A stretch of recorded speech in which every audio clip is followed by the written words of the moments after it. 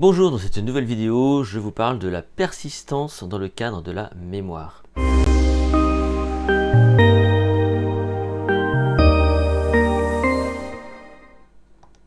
La persistance, c'est pas un mot très commun. On est tous d'accord, apprendre, c'est pas facile, c'est même difficile. Ça demande surtout de l'effort. Et en général, il faut tenir coûte que coûte pour pouvoir arriver à ses fins. Il faut donc faire preuve d'effort. On va aussi se rendre compte qu'on retient surtout par intérêt. Et ça, tout le monde le dit, hein. Finalement, je ne retiens que ce qui m'intéresse. Oui, c'est vrai que c'est quand même toujours beaucoup plus facile. Mais parfois, dans la vie de tous les jours, eh bien, il faut savoir faire preuve de ce qu'on appelle la persistance.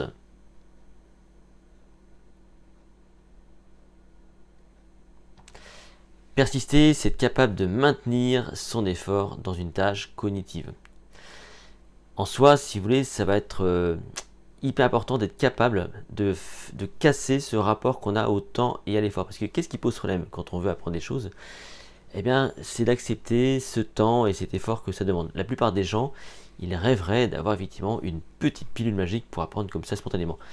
Et j'ai connu une époque où on vendait des méthodologies pour apprendre par exemple en dormant. Il suffisait de s'enregistrer et puis tout simplement donc de s'endormir sur son oreiller avec cet enregistrement audio. Évidemment, ça ne marchait pas.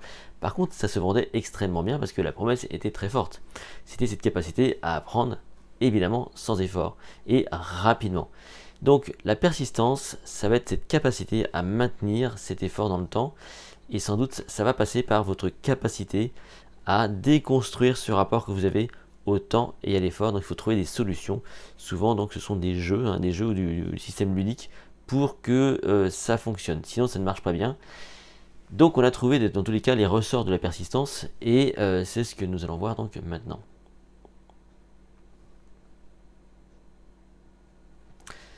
Tout part des recherches sur les ressorts de l'attention, notamment au Canada, donc, où ils sont assez avancés, notamment en psychopédagogie.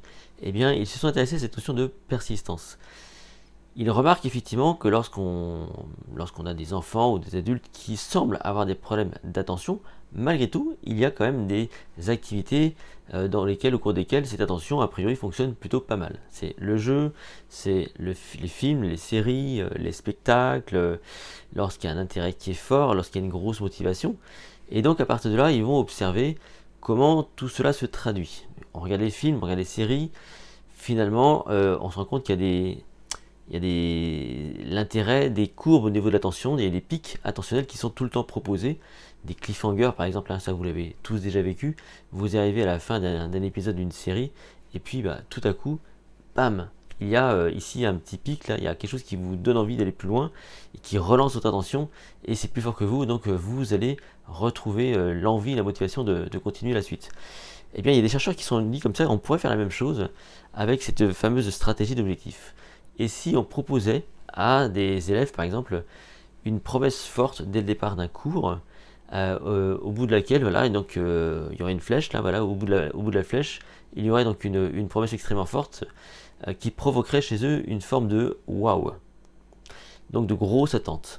Et pour arriver donc à cet objectif donc très très fort, l'idée c'est donc de découper cette flèche en petits morceaux par des défis. Ces défis donc seraient chronométrés et le chronomètre sous forme de jeu, le côté ludique, permettrait de gagner ou de garder la motivation donc de l'élève.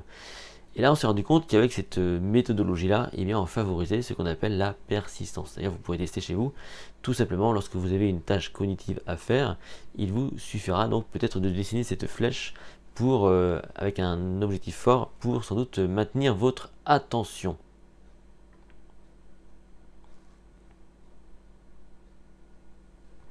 En pratique, c'est quoi? En pratique, c'est l'art et la manière de jouer sur la motivation. Dès lors qu'il y a une promesse qui est forte, c'est peut-être une motivation qui serait extrinsèque, c'est le coup de la carotte, mais aussi une motivation qui est intrinsèque, ce que ça pourrait vous apporter, eh bien a priori, ça devrait mieux marcher. Par exemple, imaginez, on vous dit comme ça, voilà, d'ici 2 heures, tu vas être capable de parler couramment la langue chinoise. Je dis évidemment n'importe quoi. Et là, donc, on trace une ligne de temps avec une flèche. Au bout de la flèche, on a donc, je suis capable de parler chinois couramment. Sauf que pour y arriver, il y a une série de défis à relever. Et là, donc, qu'est-ce qu'on propose? Eh bien, on propose le défi 1, le défi 2, le défi 3, avec un timing à respecter.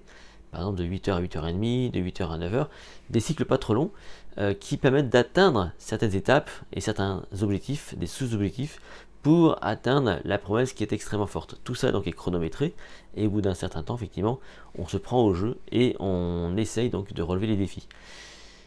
Ce sont des méthodologies basées sur des stratégies d'objectifs que vous connaissez déjà par ailleurs, mais avec quand même un vocabulaire extrêmement précis que sont les défis et notamment donc la persistance.